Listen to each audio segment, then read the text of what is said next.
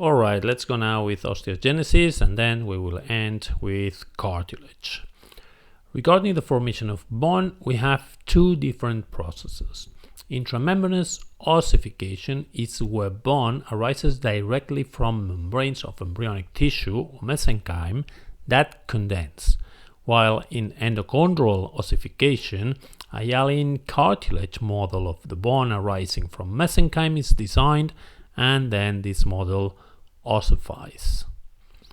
Intramembranous ossification is a simple process that happens in the flat bones of the skull. For instance, you see in this image how you have the spicules, these rows of more dense material. That's ossification that is forming.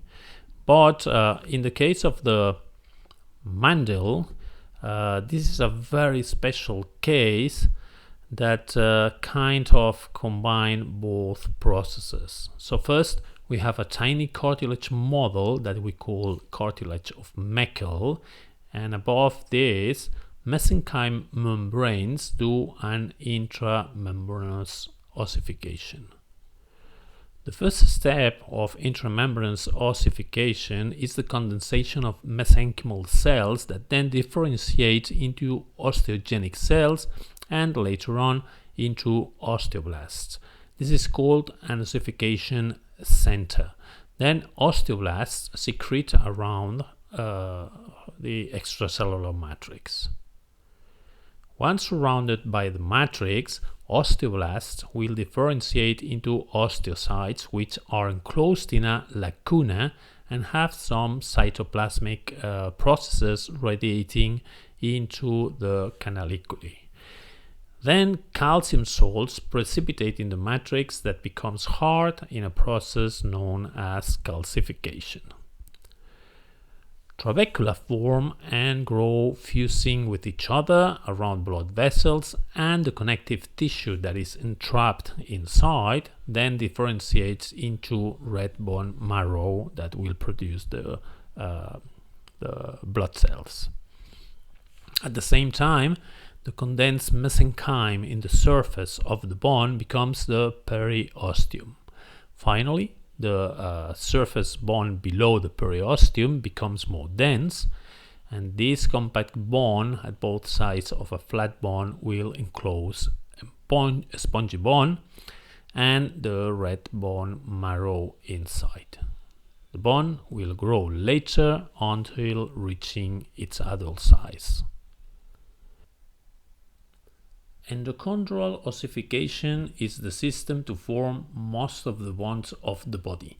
In the picture we can see intramembranous ossification of the flat bones on top, but also cartilage models of the face bones and the base of the cranium that follow endochondral ossification. Here, mesenchymal cells also condense together, but in this case they will differentiate into chondroblasts. This will secrete cartilage extracellular matrix, so a hyaline cartilage model of the bone is produced. Cartilage also has an outer membrane that in this case we call it perichondrium. Then the cartilage model grows in length from inside in what is named interstitial growth. But the model also needs to become thicker, and this is done by the chondroblasts of the perichondrium in what is known as a positional growth. Then the chondrocytes in the center will hypertrophy, and the matrix around begins to calcify. The enclosed chondrocytes can't get enough oxygen and die, leaving cavities that we know as lacuna. Here you have a micrograph of the dying zone. It's enclosed between the black lines. It's the dying zone of chondrocytes as they get surrounded by calcified matrix. Okay, so at this point, a nutrient artery penetrates the perichondrium from outside, and the osteogenic cells in the perichondrium differentiate into osteoblasts. So the membrane becomes now a periosteum.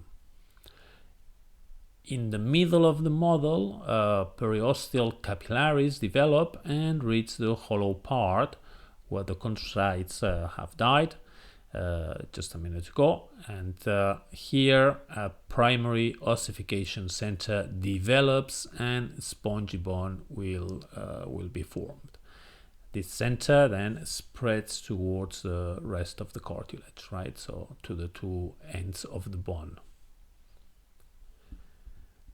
Then osteoclasts appear and begin to break down some of that central spongy bone, leaving a bigger cavity that we name the medullary cavity in the diaphysis or the shaft of the long bone. Next, compact bone will replace the spongy bone all along the walls of that shaft, so it will become more resistant.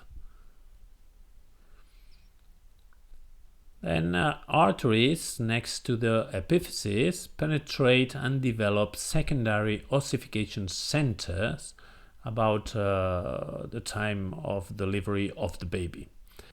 The epiphysis ossifies, but here no medullary cavity will develop.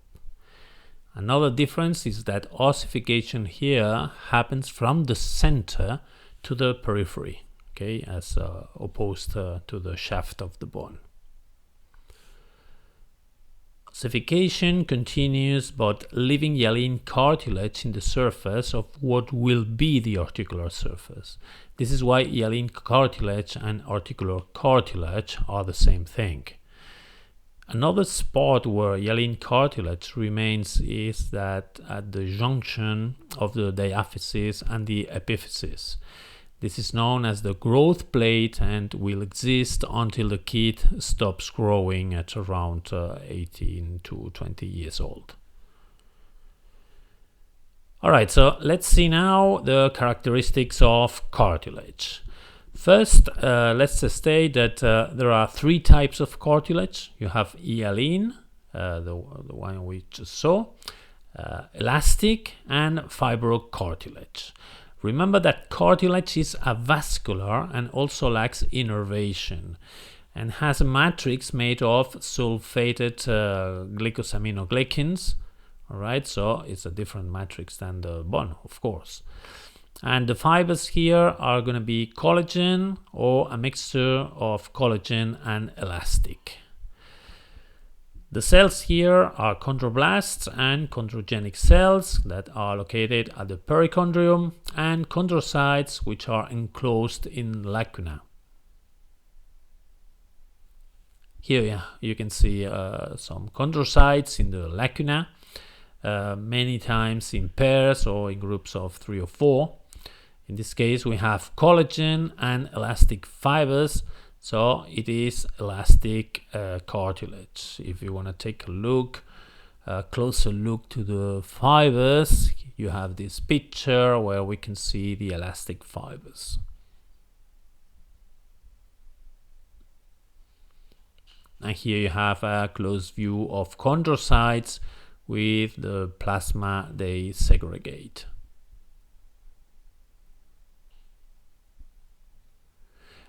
And here you have a picture of fibrocartilage that contains collagen fibers.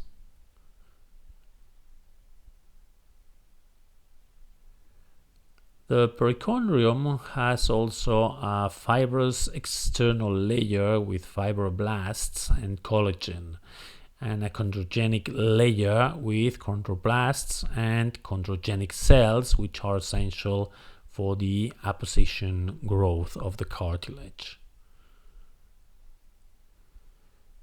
This is a cartilaginous pharyngeal arch where you can see the superficial epithelium with the cilia. In this case, is well, you don't see it because the label is in the middle, but it's pseudostratified.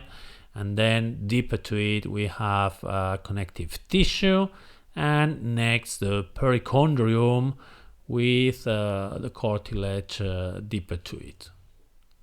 All right. Another picture of the perichondrium here with the fibrous layer, the chondrogenic layer, and the hyaline cartilage deeper. A close view of chondroblasts, which are the small cells, and the chondrocytes, which are in groups. So the chondrocytes are the mature cells. Chondrocytes are different to osteocytes in that they retain their capacity to divide and produce interstitial growth. So the cartilage can grow by apposition from the perichondrium, right? But inside, those groups we see of chondrocytes, because they still can divide, they also produce growth. Here, here you have, this is a group of chondrocytes. Okay, they are dividing, so they are growing, and this is what we call interstitial growth. So it's growth from the inside. One main difference of fibrocartilage is that it lacks perichondrium, and chondrocytes are very small and draw parallel rows with thick collagen fibers among them to provide more resistance, right? Like in the symphysis, the fibrocartilage of the intervertebral discs, or the pubis symphysis.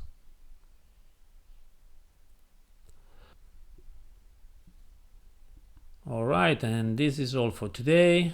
So after the winter break, we will review the muscular tissue.